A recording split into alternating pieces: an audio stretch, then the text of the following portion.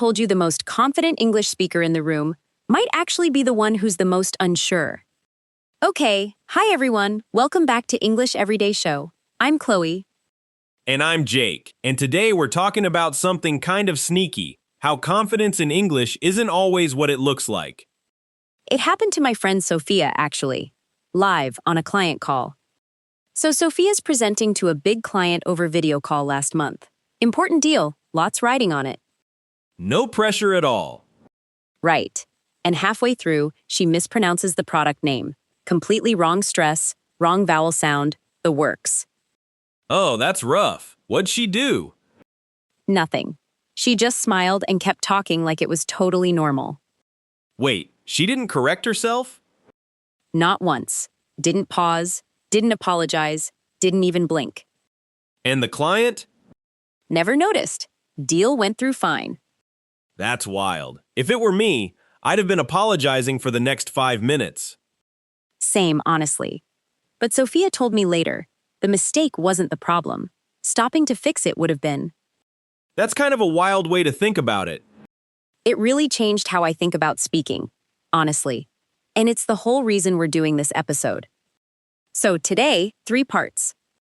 First, the actual language for performing confidence, even when you don't feel it. Second, why we get so scared to speak in the first place. And third, how faking it can genuinely turn into the real thing. Stick around because we're coming back to Sophia. What she does differently now actually surprised me. Let's get into the language. First phrase, and it's basically what Sophia did. Play it cool. This means staying calm and acting unbothered, even if you're actually nervous inside. I messed up the greeting, but I just played it cool and moved on. It's such a useful phrase because it doesn't require you to actually feel calm, just to look it, for a few seconds. Which is honestly all you usually need. Next, keep a straight face. Not showing any reaction, especially not laughing or panicking when something goes wrong. I wanted to laugh at my own mistake, but I kept a straight face. Next phrase, own it. This means accepting something fully and confidently, instead of shrinking away from it. Yeah, I said it wrong. I just owned it and kept going.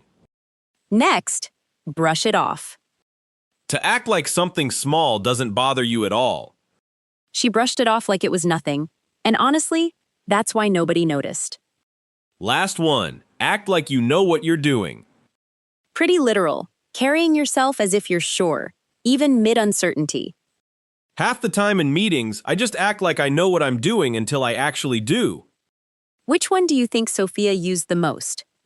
Probably brush it off. Honestly, that's the whole story right there. Right. There's also one more worth adding. Keep your composure. Oh, that's a good formal cousin to keep a straight face. Right. It's more about your whole demeanor staying calm, not just your face. She kept her composure even when the microphone cut out mid-sentence. Useful for bigger moments, not just small mistakes. There's one more I want to add. Wing it. Oh, this is a good one for when you genuinely don't have a plan. Right. It means doing something without preparation. Just improvising in the moment. I didn't have time to prepare slides, so I just winged it. And honestly, that's half of what confidence looks like from the outside. People assume you planned it all, when really, you just committed to whatever came out. Which is kind of freeing once you realize it. Exactly. Okay, let's lock these 5 in. Word 1, composed. C-O-M-P-O-S-E-D. Calm, controlled, not visibly shaken. He stayed composed through the entire interview. Word 2, poised. P-O-I-S-E-D. Graceful and self-assured, especially under pressure. She looked completely poised, even during the tough questions. Word 3, unfazed. U-N-F-A-Z-E-D. Not disturbed or bothered by something. He seemed totally unfazed by the mistake. Word 4, assured. A-S-S-U-R-E-D. Confident, certain of yourself. Her assured tone made the whole room trust her. And word 5, bold. B-O-L-D. Willing to take risks, speaking or acting without much hesitation. It was a bold move to keep going after that mistake, but it worked. And a second example. She gave a bold answer even though she wasn't fully sure of it. Good one, since it shows boldness isn't the same as certainty. 5 words. Locked in. All right, she brushed off the mistake for the meeting. Small fix. It's brushed off the mistake during the meeting, not for. For doesn't fit the timing here. Prepositions really are the trickiest part of English, honestly. Constantly. Next one. I want to own it. My mistake. Own it already includes the object. Just, I want to own it. Full stop. No extra, my mistake after. Last one. He acts like he know what he's doing. Subject-verb agreement slip. He knows, not he know. He acts like he knows what he's doing. One more. I winged the whole presentation of it. Wing it doesn't take of. Just, I winged the whole presentation. Full stop. Quick scene. Jake, you're presenting, and you just mispronounce a word badly. So our new process helps reduce costs by 20%. Nice recovery. Thanks. I just tried to keep a straight face and act like I know what I'm doing. Honestly, nobody even noticed. You brushed it off perfectly. I owned it before I even had time to panic. Honestly, that's half the skill right there. Reacting before the panic catches up. Exactly. And once I kept going, I actually forgot about it myself within a minute. That's exactly the move. And scene. Okay, so now you've got the language for playing it cool. But actually feeling that fear before you speak is a whole different thing. Right. Let's talk about where that fear actually comes from. Quick thing. If this is useful, hit subscribe, because part B gets pretty honest. So Jake, be honest. What's the actual fear for you when you're speaking English? Sounding stupid, mostly. Like people are silently judging every mistake. That's such a common one, and there's a phrase for it. Fear of judgment. My biggest issue was always the fear of judgment, way more than the grammar itself. And here's the thing. Most of that judgment isn't even real. It's imagined, mostly. Logically, I know that. Doesn't stop the feeling in the moment, though. Fair. It's one of those things that's easier to see clearly in someone else than in yourself. Next, feel embarrassed. To feel awkward or ashamed after making a mistake in front of others. I felt so embarrassed after mixing up those 2 words in front of my boss. That specific memory sticks with people way longer than it should, too. True. One small moment, and suddenly it's a story you tell yourself for years. Next phrase. Compare yourself to native speakers. Measuring your own progress against people who grew up speaking the language, which almost never feels fair. I used to compare myself to native speakers constantly, which just made me quieter. Next, worry about making mistakes. Being so focused on avoiding errors that you barely speak at all. She worried about making mistakes so much that she stopped raising her hand in class. Last phrase. Hold yourself back. Preventing your own progress, usually out of fear rather than actual inability. I held myself back for years just because I was scared of sounding wrong. Honestly, that's the one that hits hardest for me. Same, and the wild part is, most people can't even tell when someone else is doing it. True. From the outside, you just look quiet. Nobody sees the whole internal argument happening. Which is kind of comforting, actually, once you realize it. There's one more phrase that ties into this. Overthink every sentence. Oh, I do this constantly, reviewing every word for grammar before it even comes out. Right, and by the time you've overthought it, the conversation's already moved somewhere else. I overthink every sentence before I say it, which slows me down way more than any actual mistake would. It's kind of ironic. The fear of a small mistake causes a much bigger one, which is just staying silent. Right. When did you first notice yourself doing this? Probably my first year here. I'd rehearse a whole sentence in my head, and by the time I was ready, someone else had already said basically the same thing. That's such a specific kind of frustrating. Fair enough? Okay, let's lock in the words. Word 1, self-doubt, hyphenated. A lack of confidence in your own abilities or decisions. Self-doubt kept her from speaking up in most meetings. Word 2. Insecure. Insecure. Not confident, uncertain about yourself. He felt insecure about his accent, even though it was barely noticeable. Word 3. Intimidated. Intimidated. Made to feel nervous or less confident by someone or something. I felt intimidated speaking in front of native speakers at first. Word 4. Inhibited. Inhibited. Held back, unable to act freely because of fear or self-consciousness. She felt inhibited whenever she had to speak spontaneously. And word 5. Vulnerable. Vulnerable. Open to being hurt or judged. Emotionally exposed. Speaking a new language always makes you feel a little vulnerable. And one more use. Being vulnerable in front of native speakers gets easier with practice. Oddly enough. That's actually reassuring to hear. 5 more locked in. I always compare myself with native speakers. Both actually work here. Compare to or compare with. But the more common one for this exact meaning is compare myself to native speakers. I felt insecure since I moved to this country. That since needs present perfect. I've felt insecure since I moved to this country. That mistake shows up constantly, by the way.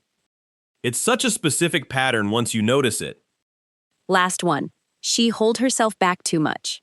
Same subject-verb slip as before. She holds herself back too much. One more. I feel intimidated from big groups. It's intimidated by big groups, not from. I feel intimidated by big groups. All right, 2 friends catching up. Honestly, I've been avoiding speaking English at work lately. Why? You're actually really good at it. I don't know, I think it's just self-doubt.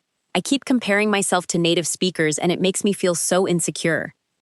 I get intimidated too, especially in bigger meetings. Exactly, and I end up holding myself back instead of just talking. I think we all overthink every sentence more than anyone's actually listening. Probably true. It still doesn't feel that way in the moment, though. For what it's worth, you sound way more confident than you think. That actually means a lot, honestly. Maybe I'll try speaking up more tomorrow. You should. Start small if you need to. And scene. Quick one. Comment the English word that best describes what holds you back the most when speaking. We'll read a bunch of these and react to them soon. And our community group is linked below if you want to actually practice this stuff with real people. Now, how do you actually turn faking it into the real thing? First phrase, obviously, fake it till you make it. Acting confident before you actually feel it, until eventually the confidence becomes real. I faked it till I made it in job interviews, and eventually the nerves just stopped showing up. I feel like this phrase gets misunderstood sometimes, though. How so? People think it means pretending to be someone you're not, but it's really just acting on the confidence before the feeling catches up. The skill and the words are already real, it's just the feeling that's lagging behind. That's a good distinction. It's not fake knowledge, just a faked feeling, temporarily. Next, celebrate small wins. Recognizing tiny bits of progress, instead of only caring about big milestones. I started celebrating small wins, like finishing one whole conversation without switching to my first language. Next phrase, push through the discomfort. Continuing despite feeling awkward or nervous, instead of stopping. I pushed through the discomfort of my accent and just kept talking anyway. Next, act first, feel later. Taking the action even before the confidence shows up, instead of waiting to feel ready. I used to wait to feel confident before speaking. Now I just act first, feel later. Last phrase, build momentum. Gaining speed and motivation through small, consistent actions. Every conversation I finished built momentum for the next one. And momentum's a real thing here, right? Like it actually compounds. It does. The first conversation is always the hardest. After that, each one gets a little easier because you've already proven to yourself you can do it. Which one actually changed things for you the most?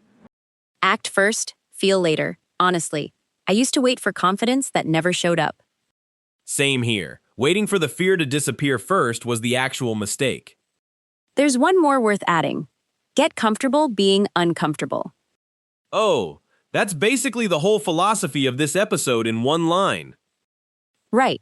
It means accepting discomfort as a normal, expected part of getting better, instead of something that means you're doing it wrong. I had to get comfortable being uncomfortable before my English actually started improving. It reframes the awkwardness as progress, not failure. That's it. Okay, last 5 words. Word 1, momentum, momentum. Forward progress that builds on itself over time. She built momentum by speaking a little more every single day.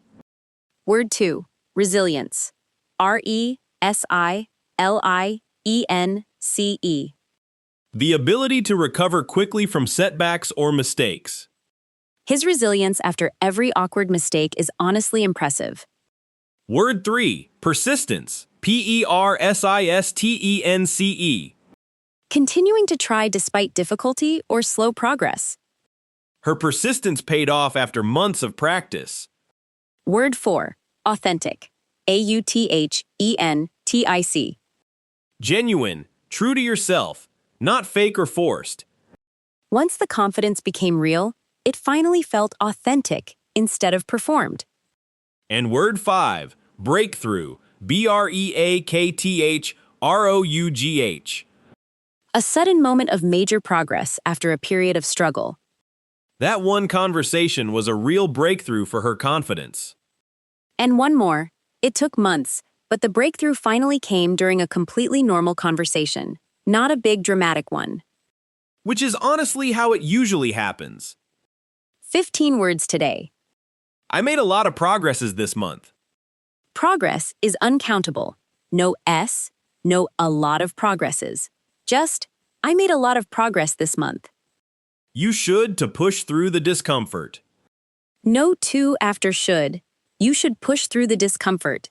Modal verbs never take to right after them. Good rule to just remember flat out. Last one. I am building momentum since last week. Present perfect continuous again. I've been building momentum since last week. One more. I need to get comfortable with being uncomfortable of it. Drop that last of it. Just, I need to get comfortable being uncomfortable. Nice and clean. Last scene, I'm nervous about a work event tonight. You'll be fine. Just act first, feel later. The confidence catches up. What if I say something wrong? Then you play it cool. Brush it off and keep going.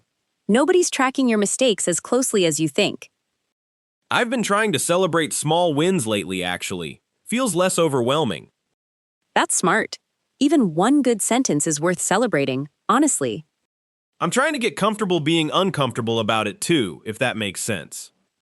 It does. That's exactly how you build real momentum. And scene. Now let's go back to Sophia. So what's different with her now? I asked her that exact thing a few months later. She said the first few times she was just faking it, playing it cool on the outside while panicking inside. And now? Now it's actually real. She told me I stopped waiting to feel confident before speaking. I just act first, feel later, every single time. So the acting became the actual habit.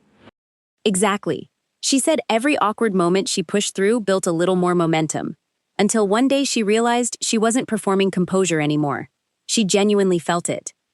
From faking a straight face to just having one. Pretty much. And she told me something else too. She stopped comparing herself to native speakers entirely. Said it just wasn't useful anymore. That's a pretty big mental shift. It really is.